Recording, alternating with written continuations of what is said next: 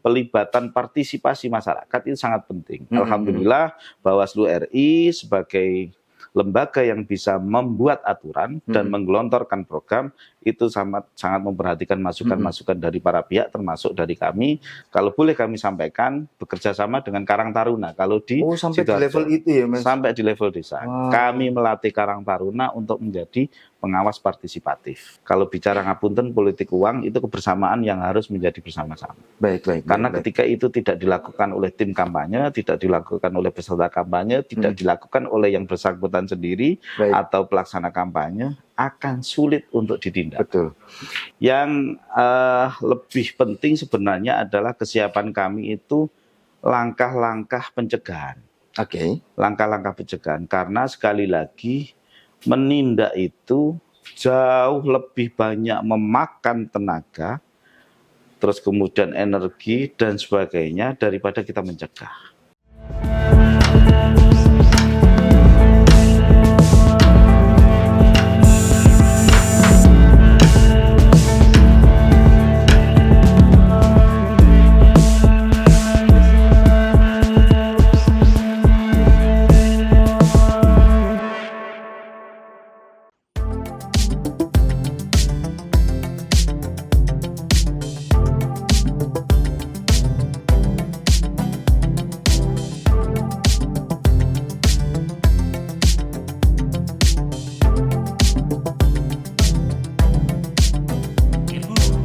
Assalamualaikum warahmatullahi wabarakatuh. Salam sejahtera bagi kita semua. Salam, Om Swastiastu, Namo Buddhaya, salam kebajikan. Jumpa lagi bersama saya Randy Nukuramanda, jurnalis Harian Surya dan Tribun Jatim Network. Tribuners, kali ini kita bertemu dengan tamu istimewa, yakni Komisioner Bawaslu Kabupaten Sidoarjo, Mas Muhammad Arif. Untuk tahu mengenai kesiapan pilkada, langsung saja kita tanya ke beliau. Selamat siang, Mas Arif. Siang, Mas Randy. Sehat, Mas? Alhamdulillah. Mas, saya pengen tahu mengenai bagaimana sih persiapan Bawaslu menyongsong pilkada Sidoarjo 2024. Oke, baik. Terima kasih, Mas. Terkait dengan kesiapan Bawaslu, bahwa hari ini memang kita sedang menyiapkan semuanya, terutama yang paling awal adalah semua tahapan itu harus kita persiapkan. Semua tahapan harus kita persiapkan, terutama yang paling awal adalah pengawasan terkait dengan rekrutmen ad hoc yang ada di KPU. Nah, itu baik itu PPS, maksud kami PPK maupun PPS-nya. Karena itu menjadi bagian yang tidak terpisah dari bagaimana suksesnya nanti pilkada di 2024 ini, karena mengingat baik di jajaran pengawas maupun jajaran teknis di KPU itu kemarin banyak netralitas penyelenggara yang itu menjadi catatan. Oh, itu temuan dari Bawaslu yang waktu penyelenggaraan Pilpres ya, Mas? Betul.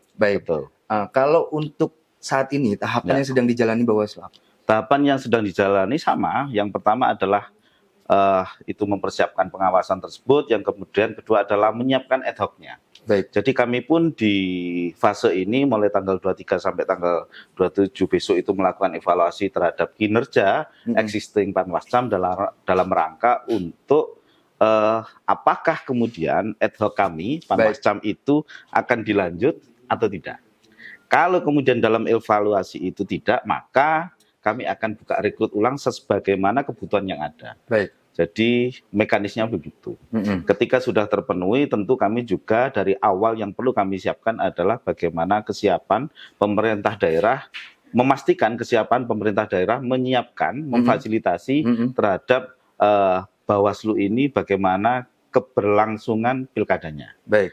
Alhamdulillah untuk NPHD sudah clear, untuk proses-proses itu dia clear, tinggal teknis-teknisnya saja, sehingga insya Allah running terkait dengan kesiapan pendanaan oleh pemerintah daerah sudah clear. Tadi kan sempat Mas Arif mengutip sedikit bahwa ada catatan-catatan dalam pelaksanaan Pilpres. Nah, mungkin selain yang tadi bentuk netralitas, mungkin lebih bisa diceritakan lebih spesifik apa sih, Mas, yang jadi temuannya bahwa sampai mengerucut ke arah netralitas? Ya, jadi begini, kenapa kemudian banyak catatan di ad hoc by kami, kemudian termasuk di KPU, tidak hanya persoalan netralitas. Kalau netralitas itu berarti ada kecenderungan terhadap salah satu pasangan calon, salah satu calon anggota dewan dan sebagainya. Cuman juga pada profesionalitas, pada integritas, atau asas-asas penyelenggaraan pemilu yang itu sebenarnya harus dipenuhi oleh seluruh penyelenggara pemilu, baik itu dari bawah sampai ke atas. Itu menjadi keharusan bagi semua penyelenggara untuk mentaati hal tersebut. Sehingga ketika contoh kalau di kami itu bagaimana kami akhirnya memberhentikan salah satu anggota Panwascam kami yang di Sukodono. Itu viral di situ terkait dengan politik uang. Nah, kemudian kami juga merekomendasikan kepada KPU beberapa nama-nama PPK. Terakhir adalah ada sekitar 7 kecamatan yang kami rekomendasikan, dan yang 5 kecamatan itu ketua dan anggotanya, dan yang lain itu adalah beberapa nama yang ada. Silahkan nanti kemudian kewenangan untuk memberikan pemberian sanksi ada di KPU. Artinya disertai dengan bukti-bukti yang kuat tentunya. Pasti, karena prosedur penanganan pelanggaran itu sangat rigid, Mas. Step by stepnya itu sangat jelas. Baik. Kalau berkaca dari Pilpres kemudian diimplementasikan di Pilkada, antisipasi apa yang akan dilakukan oleh Bawaslu supaya tidak terulang kembali? Tentu yang pertama kami akan menyiapkan calon-calon penyelenggara yang benar-benar sesuai dengan kebutuhan dan tentunya adalah mentaati asas-asas penyelenggara pemilu. Sehingga evaluasi ini menjadi penting dilakukan secara serius, bukan hanya like and dislike. Saya kira semuanya akan paham itu. Tetapi yang harus dikedepankan adalah bagaimana ke depan ini proses, kemudian prosedur, kemudian benar-benar kecakapan penyelenggara ini menjadi satu hal yang utama, terutama ketaatan terhadap asas-asas penyelenggaraan pemilihan itu. Baik, kalau kita melihat demografi Kabupaten Sidoarjo, ini kan sangat luas ya, Mas. Apakah ke depan akan menggunakan atau mendorong pengawasan partisipatif berbasis masyarakat sipil di Pilkada serentak 2024? Tentu, Mas, tentu. Dan itu menjadi salah satu menjadi jargon kami. Kalau tagline-nya Bawaslu itu kan bersama rakyat awasi pemilu, bersama Bawaslu tegakkan keadilan pemilu. Artinya yang pertama adalah bagaimana partisipasi masyarakat itu kita libatkan seoptimal mungkin sehingga ngapunten, kita itu kan sangat terbatas jumlahnya. Di kabupaten yang dengan menggawangi 18 kecamatan hanya 5 orang. Di kecamatan yang ada sekian desa itu cuma 3 orang, meskipun dibantu oleh staf-staf. Tapi di desa-desa yang itu cuma 1 orang. Pasti ketika di ujung sini itu ada sesuatu belum tentu diketahui karena sangat terbatas. Maka pelibatan partisipasi masyarakat itu sangat penting. Alhamdulillah Bawaslu RI sebagai lembaga yang bisa membuat aturan dan menggelontorkan program itu sangat memperhatikan masukan-masukan dari para pihak termasuk dari kami, sehingga ada sekolah-sekolah kader, ada sekolah-sekolah kegiatan partisipatif yang itu melibatkan banyak pihak, terutama yang terakhir kemarin kalau boleh kami sampaikan bekerja sama dengan Karang Taruna. Kalau di sampai di level itu ya, Mas? Sampai di level desa. Kami melatih Karang Taruna untuk menjadi pengawas partisipatif. Kalau ke depan akan melibatkan struktur yang lebih kecil lagi di bawah Karang Taruna, mungkin RT atau remaja-remaja itu bisa jadi nggak? Pada prinsipnya semakin banyak yang bersama-sama dengan Bawaslu itu akan semakin baik. Dan tinggal bagaimana pengelolaan, bagaimana kebersamaan ini dibangun dan dijalin. Dan harapan kami memang tidak harus dan tidak hanya kami yang akan ke mereka-mereka, tapi akan lebih sangat senang apabila ada bersama-sama. Ada yang mendekatkan diri. Dan alhamdulillah kayaknya Bawaslu ini menjadi salah satu kantor penyelenggara pemilu yang sangat ramah dengan media, sangat ramah dengan siapapun. Open house pokoknya. Open house. Pak Ketua itu Mas Agung luar biasa. Karena apa? Karena biasanya kalau sudah di atas jam 8, jam 9 malam itu ya kita duduk-duduk biasa nongkrong bersama media, bersama apapun itu. Dan itu menyerap berbagai informasi dari mana. Betul. Baik. Kalau kita berkaca di Pilpres kemarin, Mas, Yeah. Mas Arief melihatnya, ini sebuah analisis dan objektif ya, kesadaran politik masyarakat Sidoarjo seperti apa sih, Mas? Kesadaran politiknya sangat baik, cuman kebaikan itu ngapunten lagi-lagi yang harus diantisipasi adalah kebaikan itu didorong oleh apa? Oke, ada something gitu ada ya, Mas. Something yang di sana. Dan catatan kami sangat banyak, meskipun kemudian kita dibatasi oleh kewenangan dalam menangani hal tersebut. Oke, apa itu yang terbatas apa? Jumlah personil atau apa yang jadi tantangan? Kalau terkait dengan penanganan pelanggaran, itu kita kan hanya bisa menangani pihak-pihak yang secara jelas itu termaktub dalam peraturan. Oke. Sehingga secara substansi orang itu melanggar, tapi ketika secara prosedur dan letterleks di peraturan tidak ada, bisa lepas. Oke. Jadi memang kadang kemudian kalau bicara ngapunten politik uang itu kebersamaan yang harus menjadi bersama-sama. Baik. Karena ketika itu tidak dilakukan oleh tim kampanye, tidak dilakukan oleh peserta kampanye, tidak dilakukan oleh yang bersangkutan sendiri atau pelaksana kampanye, akan sulit untuk ditindak. Betul.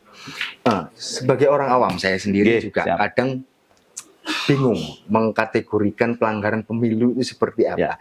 Yang sebenarnya bisa dijelaskan Mas Arief, yang sebenarnya masuk dalam kategori pelanggaran pemilu menurut Bawaslu yang seperti apa sih? Kan kadang kita dalam suatu pertemuan kemudian ada orang yang memberi uang, itu menurut mereka kita disebut money politik karena itu bagaimana Bawaslu melihatnya? Sekaligus pendidikan untuk mereka. Baik, pelanggaran pemilu sejatinya ada 4 Mas kategorisasinya. Pertama administrasi atau administratif, yang kedua adalah etik, kemudian adalah pidana pemilu, yang terakhir adalah peraturan perundangan lain. Nah, ini penanganannya beda-beda. Kembali kepada politik uang, ini cenderung kemudian pasti akan masuk wilayah pidana pemilihan. Oke. Tetapi untuk pembuktian itu harus jelas dan terang. Oke, artinya buktinya harus gamblang. Buktinya harus gamblang, subjek hukumnya harus jelas, temposnya harus jelas, lokusnya harus jelas, sehingga itu bisa kemudian disangkakan melanggar pasal sekian. Jika tidak, bekerja apapun di situ, kemudian Bawaslu pasti akan bisa jadi mengalami kendala dalam memproses itu. Itu yang pertama. Yang kedua, kalau terkait dengan pidana pemilu, kami tidak berdiri sendiri. Ada namanya Sentra Gakumdu. Ada namanya Sentra Gakumdu. Dan itu diisi oleh Bawaslu, kemudian rekan-rekan dari kepolisian, dan kemudian kejaksaan. Baik. Alhamdulillah, bangunan di Sidoarjo sudah sangat baik. Ketika ada case apa begitu, kita langsung ada pembahasan, gimana potensinya seperti apa. Ketika itu sudah mengarah bahasanya itu secara formal masuk, pasti kita akan. Tapi ketika secara formal itu tidak masuk, maka kita akan bisa jadi satu pelanggaran itu, satu kejadian itu terjadi lebih dari satu pelanggaran. Baik. Sehingga bisa jadi orang yang dianggap melakukan politik uang itu karena dia adalah ASN misalkan, maka ketika ini politik uangnya pidananya ini lepas, pidana pemilu, maka dia bisa dinetralitas. Karena ASN jelas tidak boleh berpihak, tidak boleh mendukung dan sebagainya. Dan setelah itu direkomendasi Bawaslu yang kewenangan penindakannya, pemberian sanksinya nanti ada di BKD hari ini. Kalau dulu di KSN. Kalau untuk ASN ya, ASN. Artinya ada pasar berlapis yang diterapkan untuk itu. Betul. Baik. Kalau berkaca dari Pilpres yang lalu, apakah bisa diterapkan juga untuk yang pilkada ini? Mengingat ini kan kemarin kontestasinya kan nasional, kali ini kan lebih ke lokal gitu loh. Nah mungkin tantangannya berbeda. Apa yang menjadi catatan tantangan dari Bawaslu untuk diantisipasi? Oke, baik. Yang lebih penting sebenarnya adalah kesiapan kami itu langkah-langkah pencegahan. Langkah-langkah pencegahan, karena sekali lagi menindak itu jauh lebih banyak memakan tenaga, terus kemudian energi dan sebagainya daripada kita mencegah. Sehingga hal yang pertama kali kami siapkan dengan catatan-catatan kemarin adalah optimalisasi pencegahan. Sehingga kami mendorong di internal kami untuk betul-betul bagaimana melihat semua tahapan itu secara utuh. Potensi pelanggarannya di mana, kita cegah dengan melakukan imbauan bersama, sosialisasi bersama-sama masyarakat di semua lapisan. Segera menghubungi stakeholder, mana-mana pihak-pihak yang sekiranya itu bisa meminimalisir potensi terjadinya pelanggaran di pilkada kali ini. Kalau untuk pilkada, kita kan tentu calonnya lebih sedikit ya Mas. Betul. Tentu akan lebih mudah untuk pengawasan di tingkat kotanya. Di daerah tentu akan muncul teman-teman misalnya politisasi, ya isu-isu politisasi identitas, terus politik uang tadi yang disebutkan, terus netralitas, baik itu di ASN, TNI dan Polri bisa saja terjadi. Nah mungkin selain Gakumdu, ada langkah yang akan dilakukan oleh Bawaslu apa Mas? Selain yang tadi berkoordinasi dengan Gakumdu supaya ya pelaksanaan pilkada ke depan akan lebih bagus. Ya alhamdulillah kami terfasilitasi dengan adanya Pokja. Dan salah satunya ada Pokja Hoax. Terus kemudian ada Pokja. Yang ini nanti kalau Pokja Hoax pasti akan melibatkan teman-teman media. Media ya. Kemudian ada Pokja netralitas, ada Pokja isu-isu SARA, banyak Pokja yang nanti sesuai kebutuhan, yang itu tentu dalam rangka bagaimana memperkuat kinerja-kinerja Bawaslu dalam rangka pencegahannya. Jadi tetap ada bentukan-bentukan Bawaslu yang kemudian akan di... Menarik tadi bahwa ada Pokja-Pokja yang bentuknya sifatnya digital ya tadi. Nah, mungkin lebih didetailkan Mas. Itu ada tim khusus kah atau merekrut cracker orang-orang yang kompeten di bidang itu untuk, atau kayak gimana Mas? Tidak menutup kemungkinan begitu, tetapi yang jelas bahwa Pokja itu pasti bersih dari kami. Kemudian biasanya juga melibatkan Kominfo, kemudian melibatkan teman-teman media.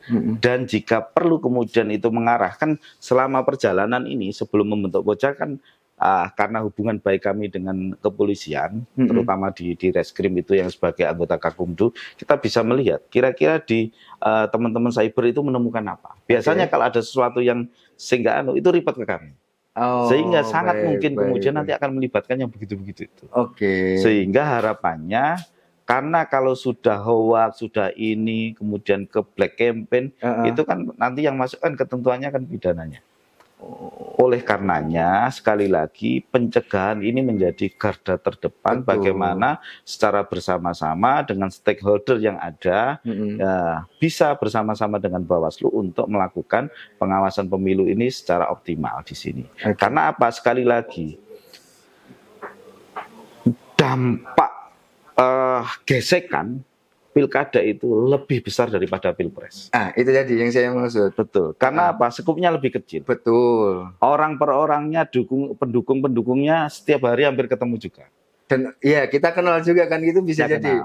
Dan mereka loyal pun. Betul. Juga. Loyalnya lebih loyal. Nah, residu-residu itu yang rencananya juga nanti akan kami urai bersama-sama. Baik. Karena jika tidak pilkadanya wis mari, bupatinya sudah dilantik, rivalitas bupati dengan calon bupati yang lain yang kalah itu sudah selesai, pendukungnya ini belum selesai. Sekamnya masih menyala. Nah, ini yang harapan kami harus bisa dicairkan semuanya itu.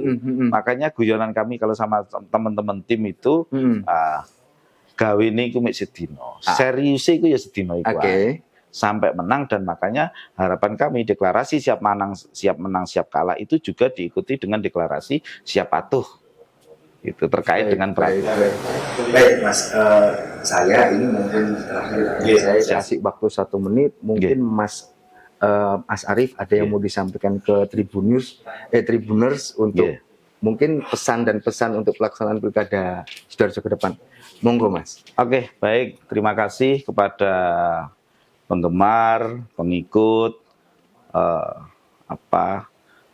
orang yang sangat fanatik dengan Tribun. Kami dari Bawaslu Sidoarjo mengajak kepada seluruh masyarakat yang ada, mari bersama kami untuk bahu-membahu melakukan pengawasan ini, dan jangan sungkan-sungkan ketika ada apapun yang terkait dengan potensi pelanggaran selama pilkada nanti bisa disampaikan di kami.